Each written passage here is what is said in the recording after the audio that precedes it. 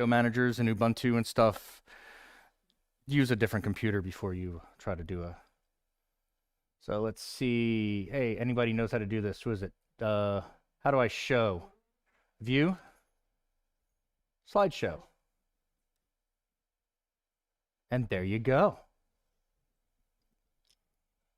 Okay.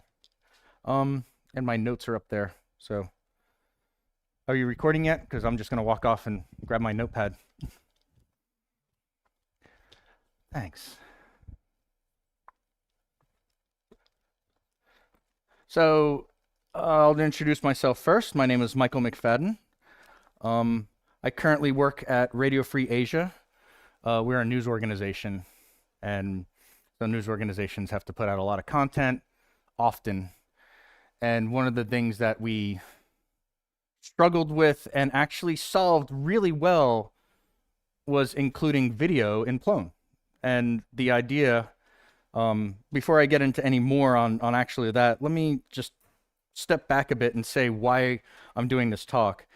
I earned my degree in computer science, which means I learned like this really, really right way to do things. Like I started my career very idealistic.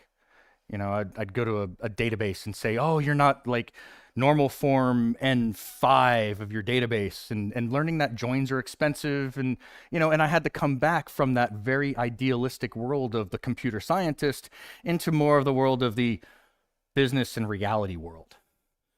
And as I took that journey over the last, I'd say 3 or 4 years, I've become more pragmatic. I've learned that folks that are coming into the Plone community that are not computer scientists, that are learning programming from, you know, YouTube and just enjoying it, are doing amazing things. And sometimes the knowledge that we have got in the way. And so this is my first time actually presenting on a way of saying, like, let's just make it work and then approach the problems. So it ended up being a computer science problem.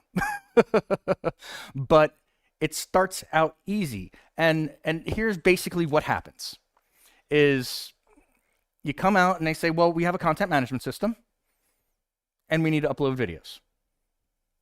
Well, I clicked in Plone and there's create new image. There's even a create new audio clip. And I work for Radio Free Asia, so that was great. You know, audio, yay.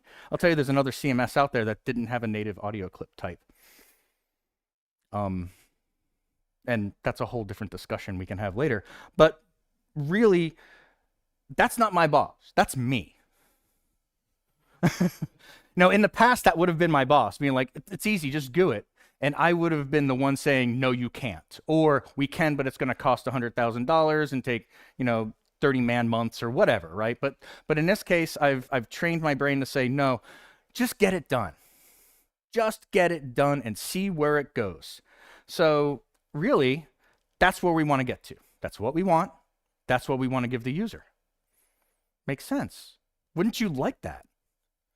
So let's go and actually try this. Oh, and since I changed my laptop, I would actually, you know what? I'm actually going to do a live demo. Let's see. Alt-Tab. We open up Firefox. Actually, let me cancel that. Let me just show you my horrible computer skills. And we're going to go to Plone 6 Demo Classic because I'm not prepared to do Volta work. Don't pay attention to the genes. And let's see. Is that it? Yeah, there we go. Oh, let's just create a new content type here. This is actually, Plone is amazing, and this is actually just going to show you from the beginning point. And I mean, let's just do, you know, the beginnings of Plone. We all took our training. What we're going to do is we're going to go into site setup. We're going to go into our content types. We're not even going to program. Where is it? It's had like a diamond, right? Where is content types? But did I log in as like the wrong person?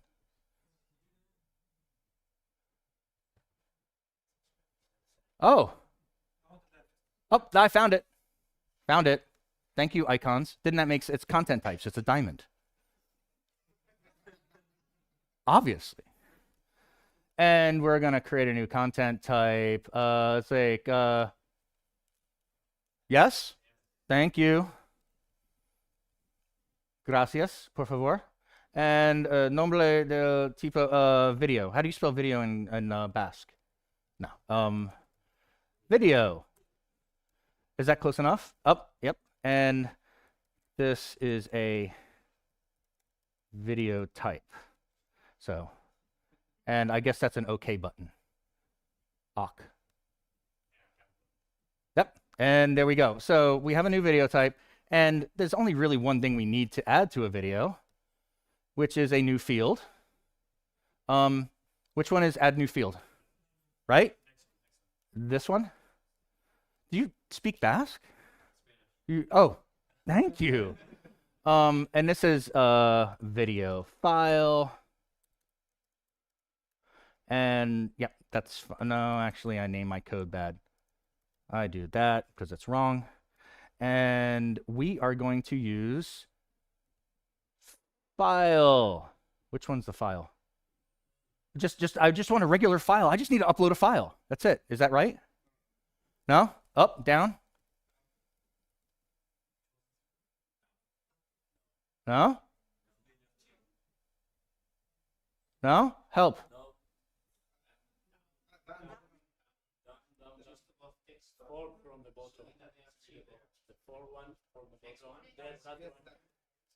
Yes? I didn't know I was going to have to learn the language this quickly. But anyway, so for those, si habla español, you see we have a title, know it? Título, description, I think, and then a file, just a video file, and then we're done. I think that's saved, right? Yes. Okay, we're actually not going to demo this because if I did, I think we all know where I'm going here, right? You're going to upload a file. Let me actually go back to our slides. But that was, that's all we're going to do. View, don't get ahead of us. And okay, that's how you create a video in Plone. No. Actually, the next thing you would do, and I actually didn't debug this. I kind of just wrote it on the side. But the next thing you would want to do, and very, very simple, as I said, we're trying to just get it done here. We're just going to take advantage of the HTML5 video tag, and we're just going to throw the file at it. And we're even going to use this download. I think anybody understand, like, that this will work. Kinda. Exactly. Yeah. And this is supposed to be a little bit humorous. So we all see, most of us in this room, or at least half of us, will know where we're going here. We're heading to disaster. Some of you will be like, oh, this makes complete sense. And that's the wonderful thing about Plone is it does make sense from the user standpoint until you actually dig into things. But we didn't actually implement this. I'll be honest, we did not do this. We went even harder. We went to progressive now. This was actually implemented at RFA for a while. And what this is doing, and we're actually getting cut off there a little bit. I'll just tell you what's below there. So what we have is, I'm just going to replace that with an @ stream. So we're going to create a stream view.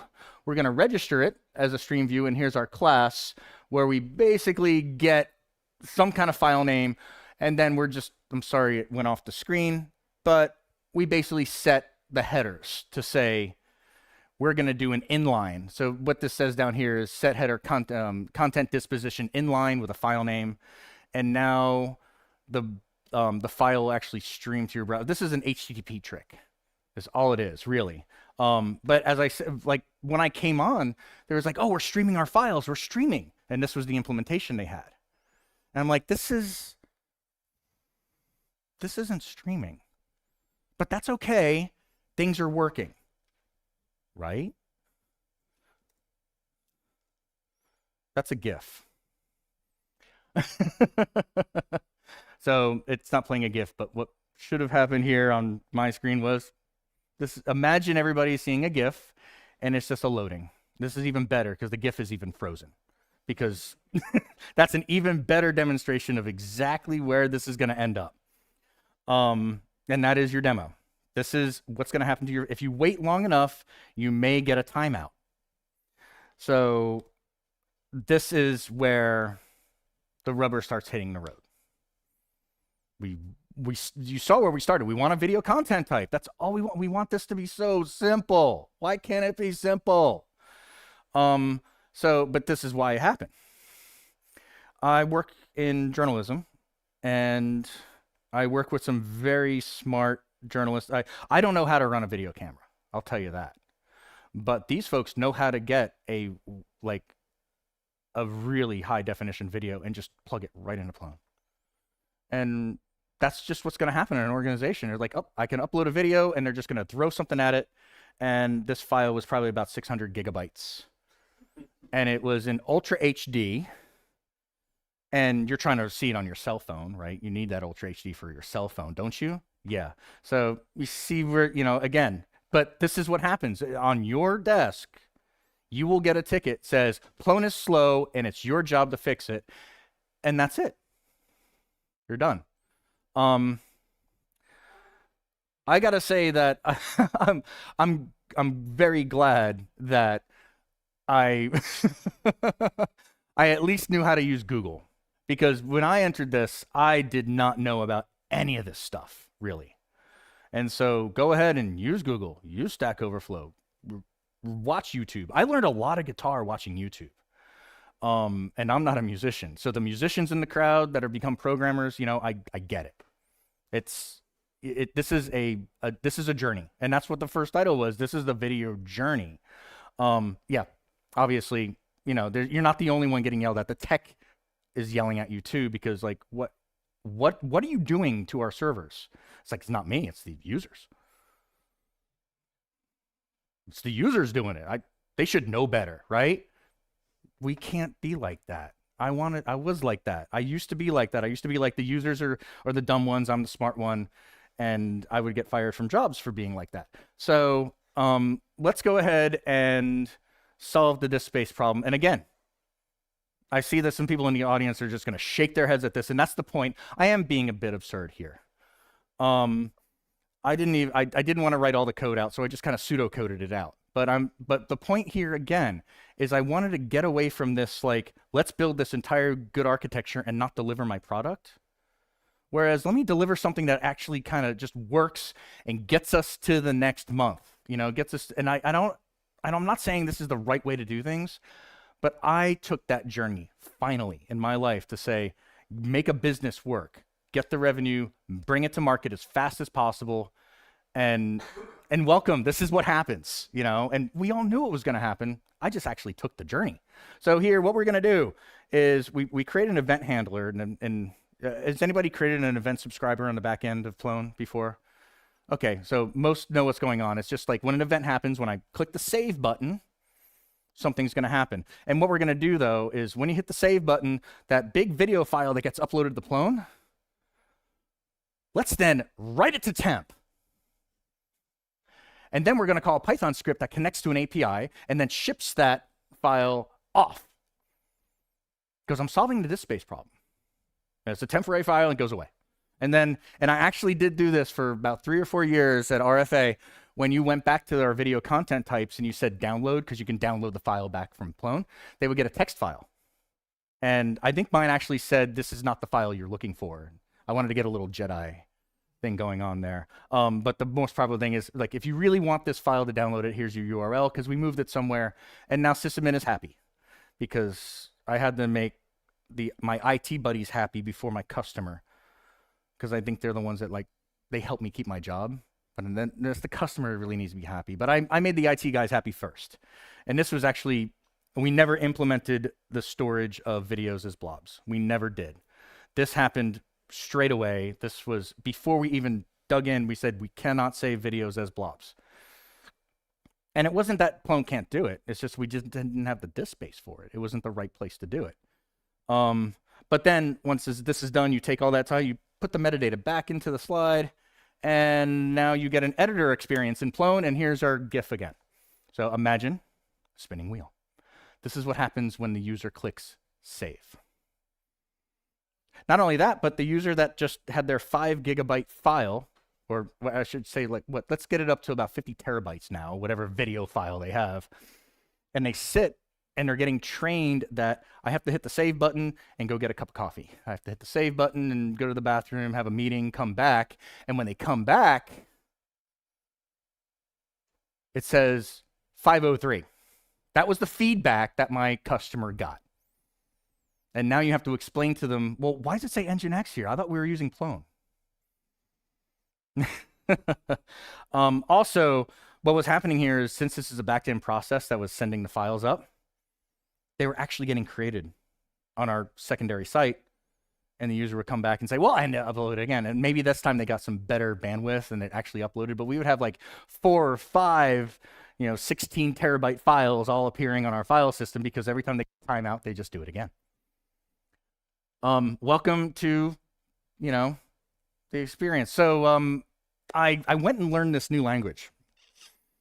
Has anybody heard of JavaScript?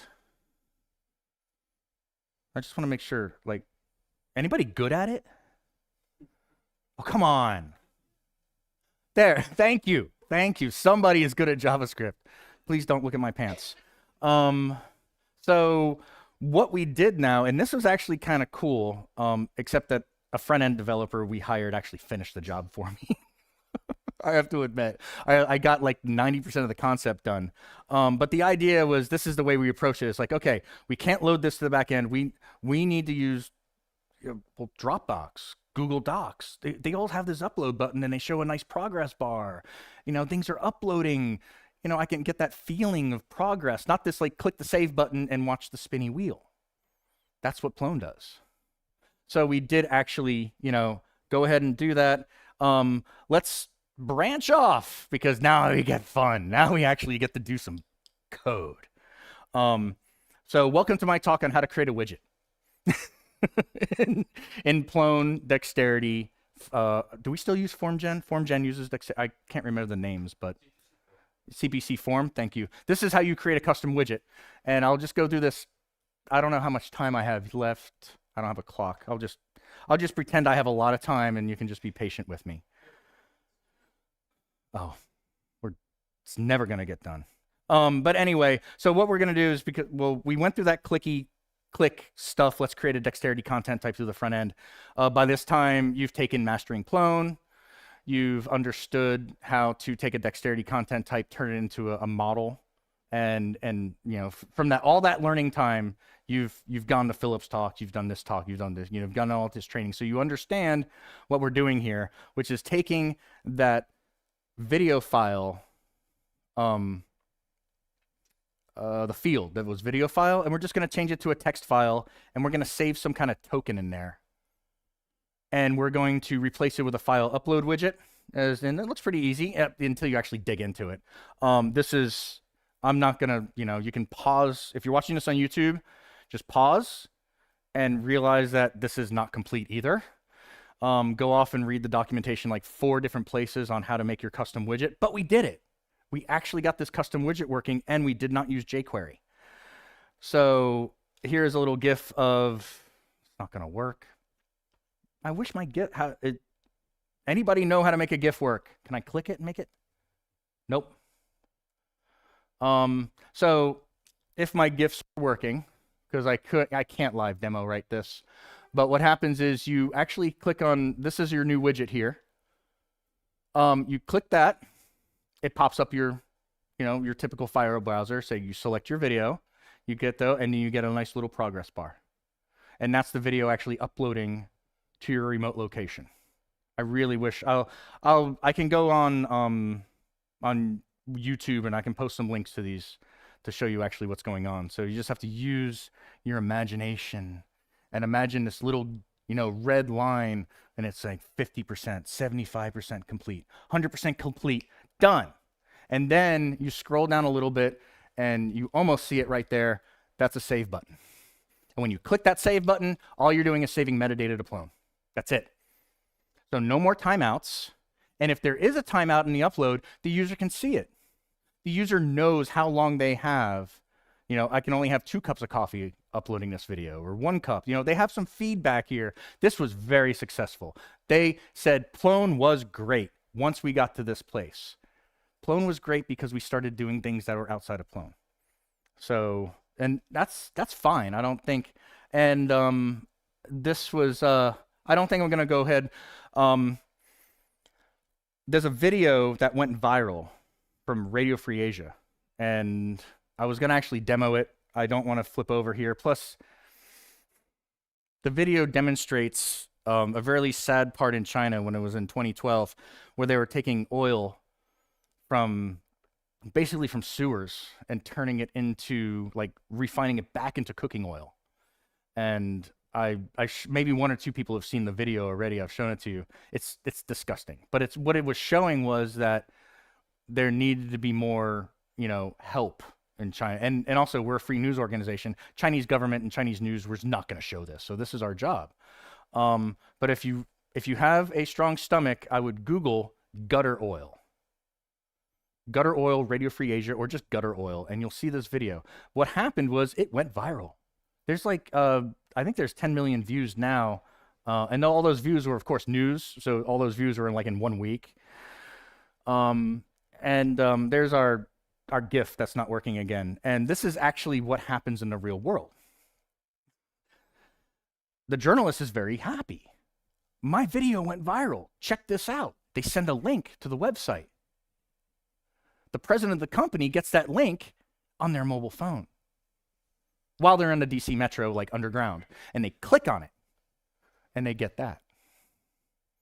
Now, you can explain to your CEO that, you know, when you're on the cell service and you're underground, the video's not going to load. They don't want to hear that.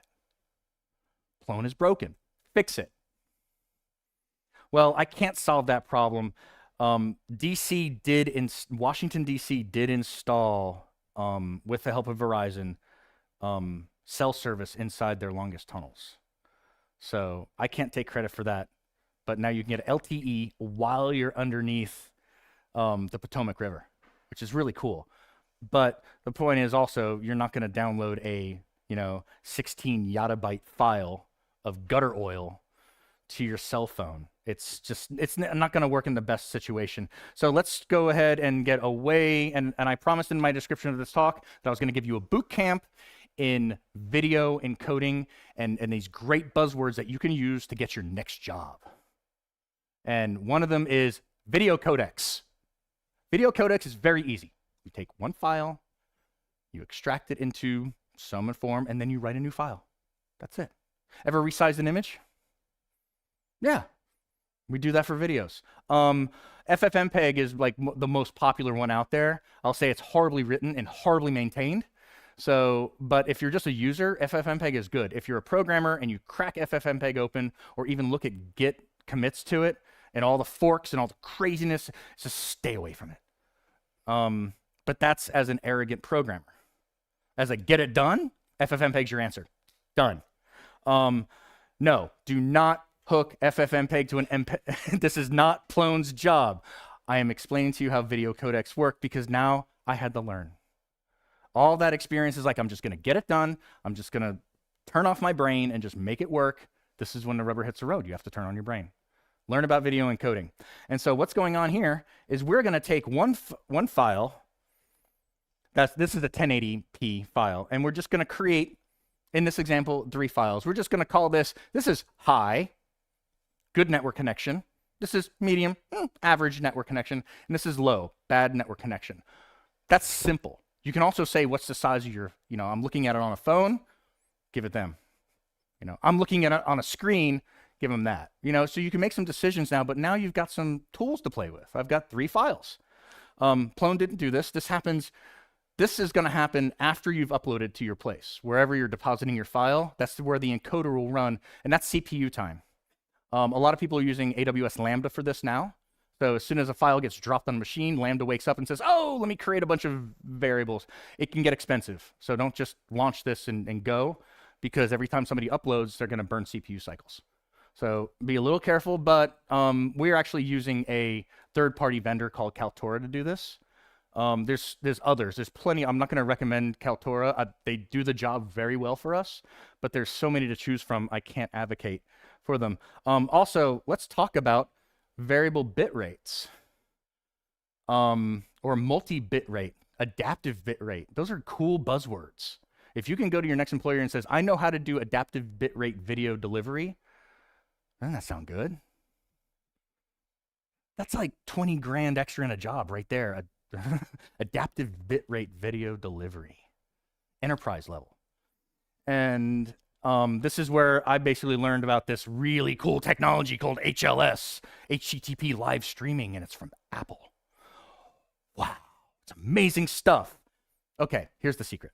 Let's take one of those videos. We're just going to chop it into 10-second segments, not certain amounts of data, but actually time. Turn it into 5-second segments. And we're going to take one of these files, and we're going to take, well, actually, in this case, we're going to actually segment everything out. And so this, the 1080 turns into segment 1, 2, 3, 4, 5. Each one of those segments, each one of those TS files are exactly 10 seconds long.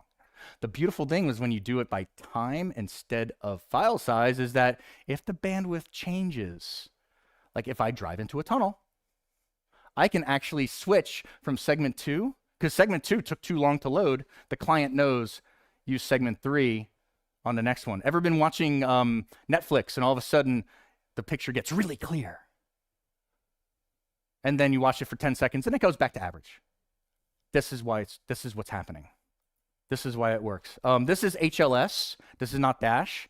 I have not implemented that yet.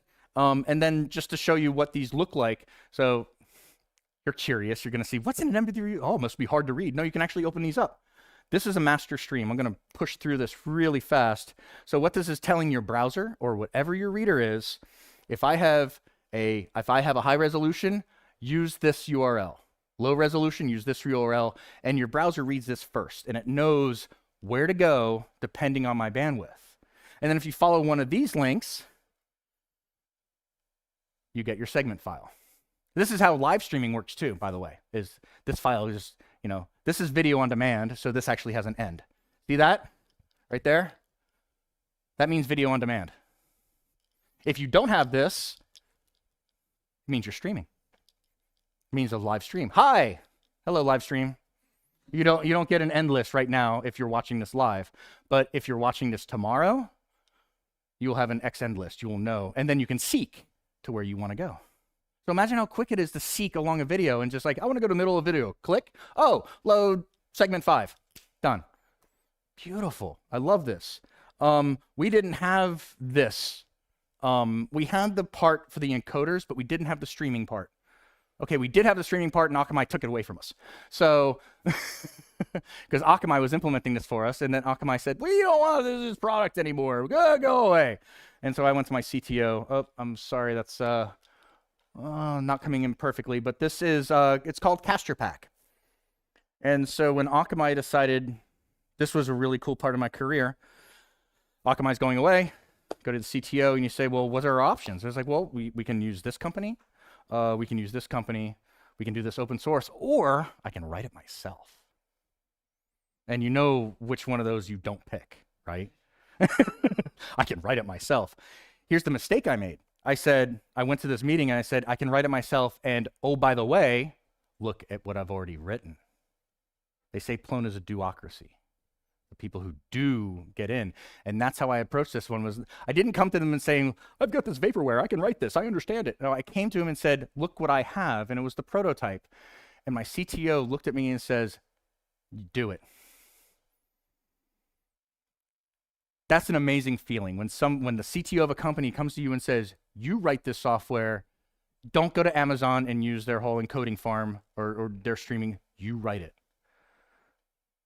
And delivering on that is an amazing feeling. And it's still running today. And it runs with very, very few problems. So what this solves is you have, and when we get to the architecture, full architecture, yay. I'm sorry, what happened here is, I will put these slides up so everybody can see, but what was going on was the encoding farm was working, and we're storing our stuff in a slow archive. Castor Pack sits in front of that and waits for an HTTP request. And when it sees an HTTP request, it creates a stream for you. It actually does that file writing. As we went back here and we saw what the files actually looked like right here, that's what CasterPack is doing for me. That's the stream manager.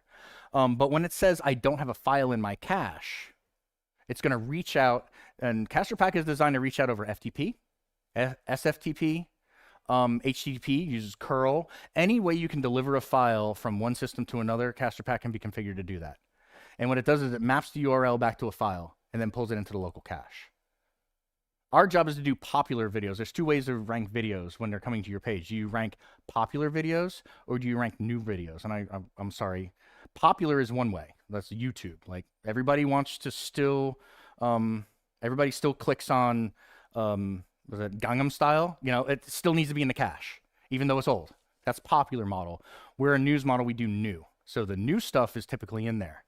CasterPack just, you can kind of tune that a little bit, but mostly it's just whatever's been requested. So it's really, it does the popular model, even though we need the new model. And then CasterPack will start delivering those segments to you. So if you need a streaming solution that's open source, come see me, I can hit that to you. And here's another GIF that's probably not gonna work. But here's the conclusion.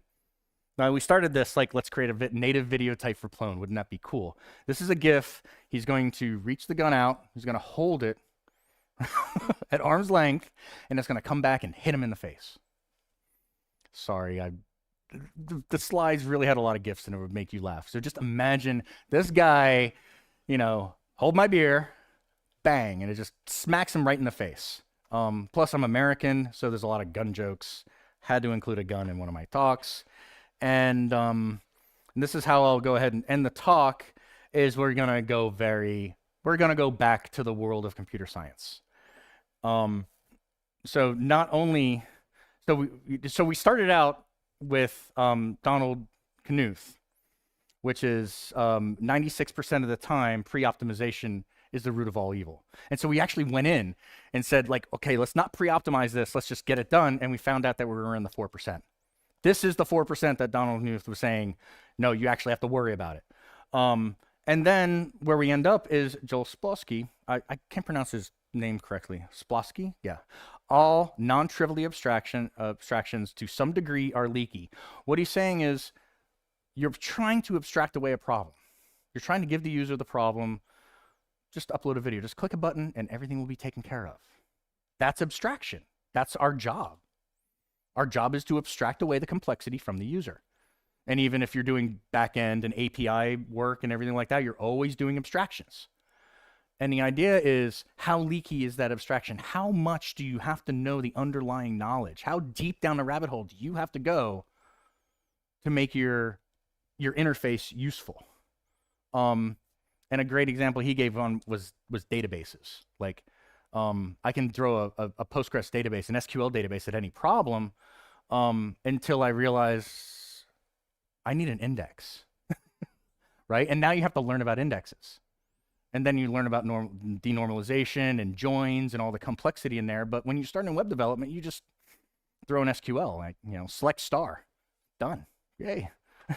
Sort by date, descending, you know, and you think it's easy, and then you have to learn deeper and deeper and deeper. And that's what abstraction, that's what's called a leaky abstraction. And this video stuff, super leaky, very, very leaky. So is a native video content type in Plone is a good idea? Not unless there was an entire structure behind it, probably called a video center. And that would be the next vision. If I was to say, like, if you want video in Plone, we would have to have this sidecar, and we'd have to get Enrico or Erico to like do a whole Docker image and Docker deployment just for video. To make a turnkey, I would love to see Plone be able to do a turnkey video. Like, I'd love to deliver that.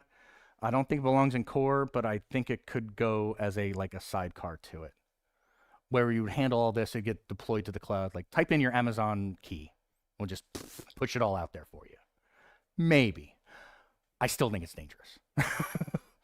But we're just trying to push it a little bit that way and see if we can do that. So, you know, can Plone ever reach a turnkey video publishing platform without fully educating the user on what's going on? I'm not going to answer these questions. I'm going to leave it to you guys. It's like, come back to me. What are your ideas? Where did I go wrong in my implementation? Where did I go right? What did you learn from this? And, just so come back and, see me afterward and see what's going on. And that's the end. And I wish that GIF worked because it was really funny. And that's it. Thank you.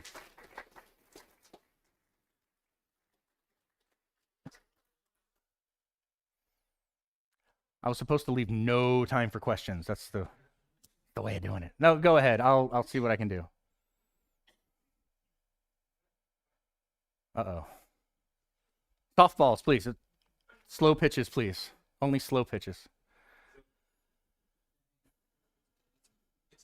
It's on. It's on. Yeah. I just have to eat it. Thank you so much for this customer journey, because I think half of us, maybe when you start doing Plone, and also for clients, and it goes from pictures to image to moving stuff, it gets to you. And I recognized a lot of this because you get curious, and then you get into Apple and HLS and RTMP and streaming solutions and we didn't mention RTMP. Yeah, sorry about that. And Adobe and next talk. yeah, so there's like 10 other things in between there you could have added, and then you've needed another 3 hours. My solution, what I've seen so far but didn't have any time so far, is PeerTube. PeerTube? PeerTube is an open source platform now, like an open source YouTube, where there's of course containers in there, but they have kind of building now as an open source software solution to have a kind of global, where you can just, like Mastodon, like federated, but then for videos. So if you're really desperate, take a look there. And maybe they have an API you can connect to. So they have an API, you can include it. You can just start it again. Of course, the devil is in the thousands of details. But one thing I'm looking at, whenever I have time and would have to do this again, I go for PeerTube first. Yeah, can you spell that so we can like pair without the A, in E, PEER, and then tube. PeerTube. So the Dutch, as in peers, as in client. Yeah. So in the Netherlands, the Dutch video archiving or public television archiving organization also adopted PeerTube and started contributing stuff to there. So it's really serious stuff. We see some at least in the Netherlands, I've seen that they started to use that as well. Thank you. That might be one thing. Yeah. Other alternatives to Kaltura would be good, because Kaltura was open source that went to a very paid model lately. Go ahead, Lad. Well, there was with Plone 4.2, Plone video website. I think it was called Plip TV. Yes, I did. During my research, I did see this. And then the following thing, because for some reason Plone was not good anymore, they switched to Django, and then it became renamed to Media CMS. Oh, so that's where it is. MediaCMS.eu. I think Critical Commons has a site on them also, and well, the real question is there a REST API? Because then we can just pop Volto into it and be done. I think that if you can simply get the link similar like the UIDs from Plone, but I don't know if there's a API. I would simply use then the video block and then link the video from that block. Is there a video block in Volto now? I kind of lost it. I didn't know. So it's like you have a URL for it? Yeah, well, this is ultimately the same solution, though, because it's just self-hosting it. Yeah. So, but YouTube is perfectly reasonable model. And back, our problem was branding. Yeah. And then we found out with Radio Free Asia, if we brand our own videos, people can't reach them. So YouTube became back to the model. Exactly. Yeah. Anything else? No? Okay. Anything else? Has anybody had a user that's asked for an add video button? Yes? Yes? And did you enjoy that?